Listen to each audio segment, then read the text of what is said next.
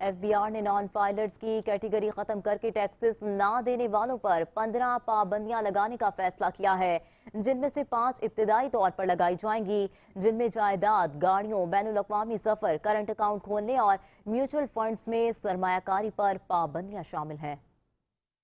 F B are کا non filers کو نشانہ بنانے کے لیے متعدد پابندیاں متعارف کرانے کا اعلان۔ نان فائلرز کیٹیگری کو ختم کر دیا جائے گا۔ ابتدائی پابندیوں میں جائیداد کی خریداری، گاڑیوں کی خریداری، میوچل فنڈز میں سرمایہ کاری، کرنٹ اکاؤنٹ کھولنے اور بین الاقوامی سفر شامل ہیں۔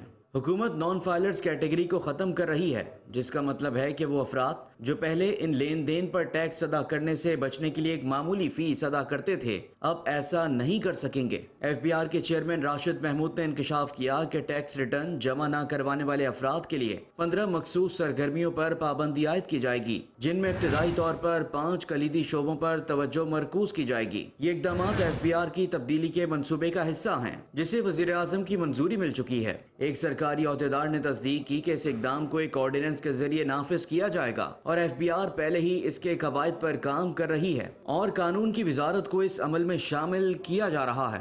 ہم جدید مشین لرننگ اور الگورتھمز کے ذریعے نان فائلرز کی شناخت کریں گے۔ انہوں نے مزید کہا کہ پچھلے سال نان فائلرز سے صرف 25 ارب روپے فیس کی مد میں جمع ہوئے، جبکہ ان افراد سے ممکنہ ٹیکس ریونیو ابھی بھی وصول نہیں کیا جا سکا۔ نئی پالیسیوں کے تحت نان فائلرز کو روایتی بینک اکاؤنٹس کھولنے سے روکا جائے گا، سوائے کم آمدنی والے افراد کے بنیادی اکاؤنٹس کے۔ اسمگلنگ کے خلاف کارروائی کے لیے ایف بی آر ملک بھر میں اہم داخلی مقامات پر آٹومیشن اور افرادی قوت کو بڑھا رہا ہے۔